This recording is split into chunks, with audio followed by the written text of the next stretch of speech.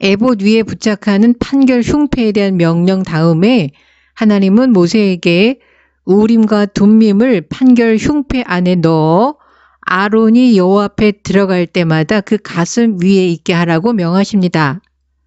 에봇 위에 판결 흉패를 부착하고 그 판결 흉패 안에 우림과 둠밈을 넣으라는 것입니다. 본문은 정관사를 사용해서 우림과 둠밈은 새로 고안된 것이 아니라 이미 잘 알려진 것임을 암시하고 있습니다.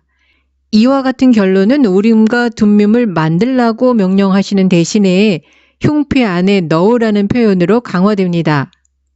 그것들이 잘 알려져 있기 때문에 설명 없이 언급된 겁니다. 그러나 우리는 우림과 둠밈의 크기나 모양, 어떤 재료로 만들어졌는지 알지 못합니다. 그리고 두 용어의 의미 또한 모호하게 남아 있습니다. 유대 문화에 구전되는 율법을 기록한 미시나는 우림을 히브리어 오르, 빛과 연결하고 둠밈은 히브리어 탐, 완전함과 연결합니다.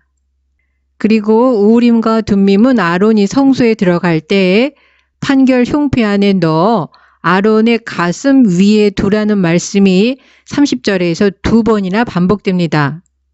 그 이유는 하나님의 뜻은 이성이나 지식이나 경험이 아니라 하나님의 완전한 빛이 투영되는 마음에서 이루어지기 때문입니다. 동시에 아론은 그의 마음에 이스라엘 12지파의 소원을 품고 그들을 위하여 중보하며 하나님의 백성을 대표하여 하나님 앞에 서 있는 것을 표현하고 있습니다.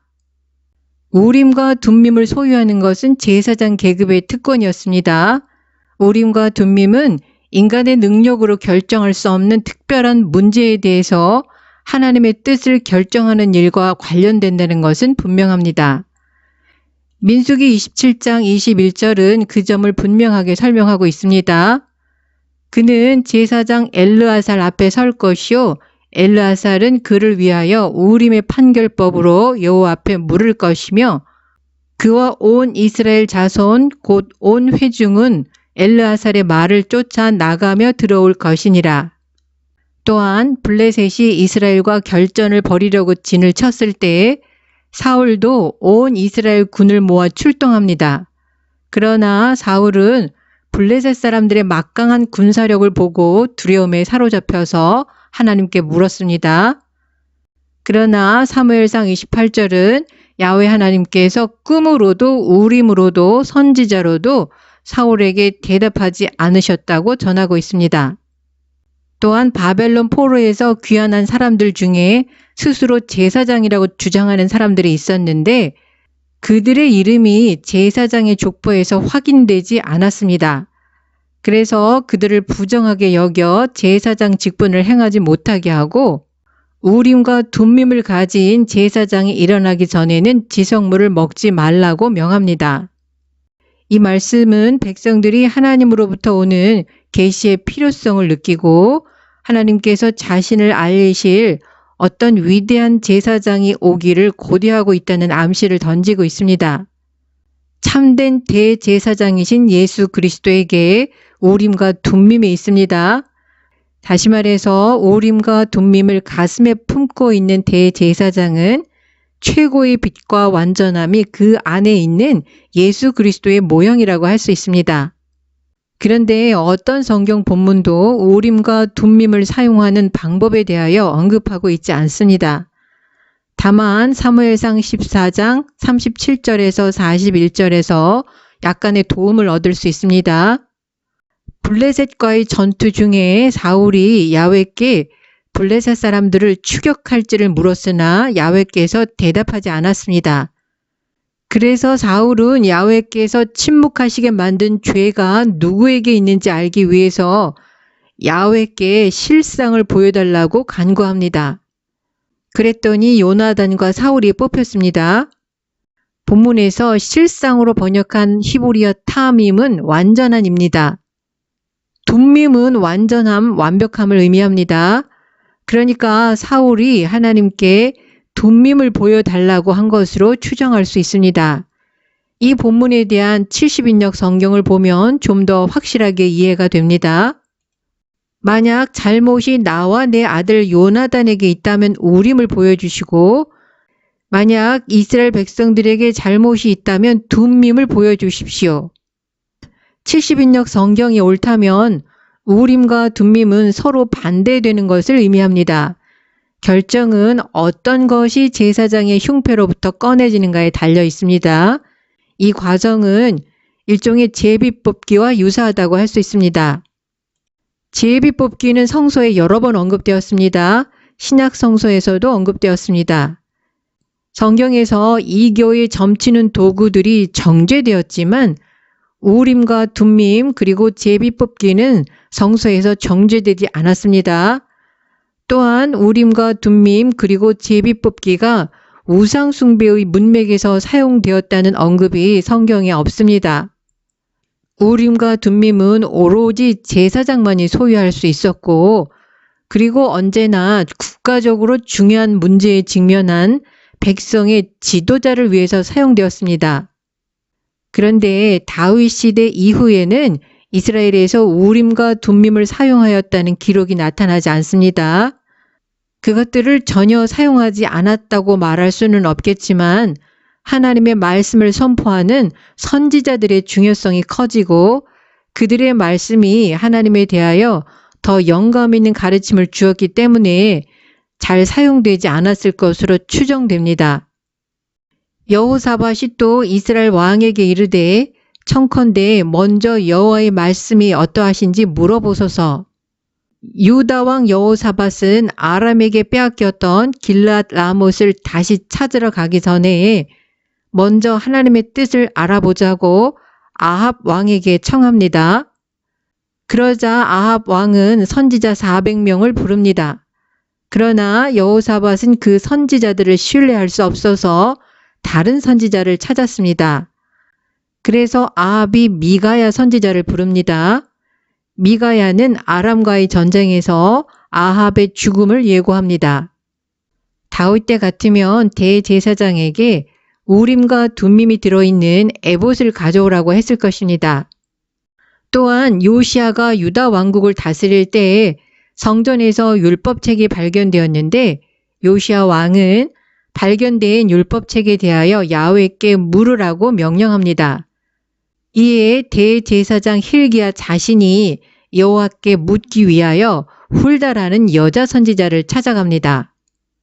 사울이 여호와께 물었을 때 여호와께서 꿈으로도 우림으로도 선지자로도 그에게 대답하지 아니하셨다는 사무엘상 28장 6절의 기록에 따르면 꿈과 우림과 선지자가 이스라엘에서 하나님의 뜻을 알아보는 공인된 세 가지 방식이었던 것 같습니다. 그러다가 다윗 시대 이후 솔로몬 시대부터는 선지자의 역할이 확대되어서 우림과 둠밈의 기능까지 넘겨받은 것으로 추정할 수 있습니다. 이와 유사한 현상이 초대 교회에서 사용했던 제비뽑기에도 나타납니다. 제자들은 두 사람의 후보 중에서 유다를 대신할 12번째 제자를 선택하기 위해 제비를 뽑았습니다. 제비뽑기 방식으로 맏대아를 뽑은 뒤에는 더 이상 제비에 관한 이야기는 나오지 않습니다. 성령께서 강림하신 이후에는 성령의 인도하심을 따랐기 때문일 것으로 추정할 수 있습니다. 그러나 우림과 둠밈이든 선지자이든 하나님의 뜻을 알리는 이러한 방식들은 장차 올 좋은 일의 그림자일 뿐 그 실체는 예수 그리스도이십니다. 마지막 날에 하나님은 예수님을 통하여 자신과 자신의 뜻을 우리에게 알리십니다. 예수님은 최고의 우림과 둠밈, 즉 완전한 빛이십니다. 그리고 예수님은 우리를 모든 진리 가운데로 인도하시는 진리의 성령을 보내주셨습니다. 대제사장은 에봇 아래에 긴 겉옷을 입어야 했습니다. 에봇 아래에 받쳐 입는 겉옷은 전체를 청색으로 만들어야 합니다. 성경에서 청색은 가장 거룩한 장소와 물품에 사용되었습니다. 청색에 해당하는 히브리어 테켈레트는 보라색 또는 보라색 실로 번역할 수 있습니다. 아마도 히브리어 테켈레트는 푸른 빛에 가까운 보라색이었을 것입니다. 에봇 밑에 받쳐 입는 청색 겉옷은 팔을 끼는 구멍은 있지만 소매는 없는 옷이었습니다. 그리고 겉옷의 밑단에는 옷 가장자리로 돌아가면서 청색, 자색, 홍색 실로 석류를 수놓았습니다. 그리고 석류 사이에 금방울을 달되 한 금방울 한 석류, 한 금방울 한 석류 이렇게 달아야 합니다. 석류는 신명기 8장 8절에 기록된 이스라엘 땅에서 나는 7가지 특산품 중에 하나입니다. 그리고 솔로몬 성전의 기둥은 수백 개의 석류로 장식되었습니다. 석류를 사용하는 이유는 확실하지 않지만 아가서에서 석류는 아름다움과 다산의 상징으로 여러 번 언급되었습니다.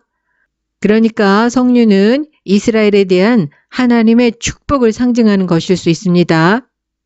본문에서 설명하지 않은 방울의 역할은 다양한 추측을 생산했습니다. 어떤 사람들은 방울 소리는 대제사장이 임무를 수행하고 있다는 사실에 회막 밖에 있는 예배자들의 주의를 집중시키는 목적이라고 제안합니다. 다른 사람들은 방울 소리는 성소 안에서 제사장이 임무를 수행하는 과정에서 아론의 두 아들 나답과 아비후에게 일어났던 사건과 같은 불행한 일이 발생하지 않았다는 메시지를 밖으로 내보내는 역할을 한다고 주장합니다. 또 다른 가능성은 방울 소리는 대제사장 자신에게 그가 하나님 앞에 서 있다는 사실을 자각하도록 해서 그의 마음과 생각의 초점을 엄숙한 임무에 집중하도록 상기시키는 역할을 하고 있다는 해석입니다. 그가 죽지 아니하리라 이 문구는 방울에만 적용되는 것이 아니라 제사장의 예복에 관한 전체 부분에 해당된다고 추정됩니다. 나답과 아비후의 경우에서 알 수 있듯이 하나님이 정하신 규정으로부터 벗어나는 것은 제사장을 공인되지 않은 사람의 범죄에 놓이게 해서 그의 임무 수행은 무자격자의 행위가 되고 따라서 그는 거룩한 곳의 침입자가 되는 것입니다. 그래서 이 문구는 그러한 범죄의 심각성을 표현하고 있습니다. 너는 또 정금으로 패를 만들어 인을 새기는 법으로 그 위에 새기되 여호와께 성결이라 하고 그 패를 청색끈으로 관 위에 매되 곧 관 전면에 있게 하라. 이제 대제사장의 예복에 관한 지시는 대제사장의 머리에 쓰는 관의 전면에 부착하는 순금패로 이동합니다. 머리에 쓰는 관보다 순금패가 더 중요하기 때문에 관보다 먼저 설명합니다. 순금으로 만든 패에 해당하는 히브리어 치이즈는 보통 꽃을 의미합니다. 성서 본문에서 치이즈는 왕관과 평행해서 사용되는데 둘 다 왕족을 상징하는 머리 장식과 관련됩니다. 순금으로 만든 패에 새긴 여호와께 성결이라는 글자는 그 직분의 거룩한 성격을 의미합니다. 동시에 대제사장이라는 사람, 그의 모든 삶을 하나님을 섬기는 데 헌신한 성별된 사람의 거룩한 성격을 의미합니다. 이에 더하여 여호와께 성결은 이스라엘에게도 적용될 수 있습니다. 그 이유는 대제사장은 하나님 앞에서 이스라엘 12지파의 대표자로 서 있기 때문입니다. 실제로 예레미야 2장 3절은 이 용어를 이스라엘에게 적용하였습니다. 그때에 이스라엘은 나 여호와의 성물 곧 나의 소산 중 처음 열매가 되었나니 이 패가 아론의 이마에 있어서 그로 이스라엘 자손의 거룩하게 드리는 성물의 죄건을 담당하게 하라.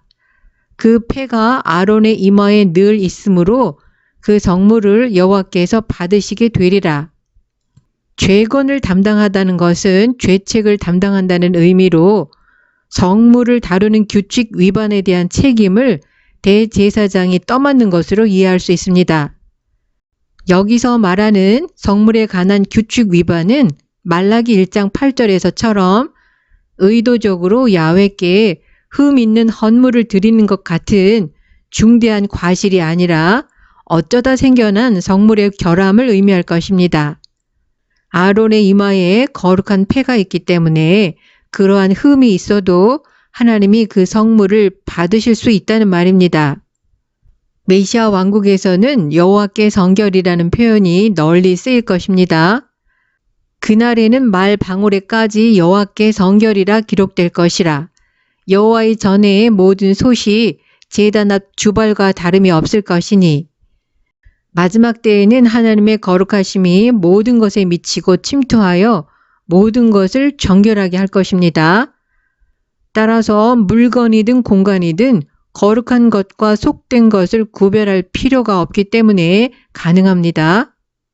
다음에는 가는 배실로 대제사장의 속옷을 짜고 머리에 쓰는 관을 만들어야 합니다. 깨끗하고 시원한 소재인 아마포는 고대에 매우 귀한 것이어서 부자나 높은 신분의 사람이 입었습니다. 보통 제사장의 예복은 속옷과 띠, 머리에 쓰는 관, 그리고 배로 만든 속바지를 입습니다. 이 네 가지는 대제사장과 보통 제사장이 공통으로 입는 예복이지만 특별히 제작된 에봇과 에봇의 띠, 에봇 밑에 받쳐 입는 청색 겉옷과 판결 흉패는 오직 대제사장만 입을 수 있습니다. 속바지에 해당하는 히브리어는 성서에서 오직 제사장의 의복과 관련해서 나타납니다.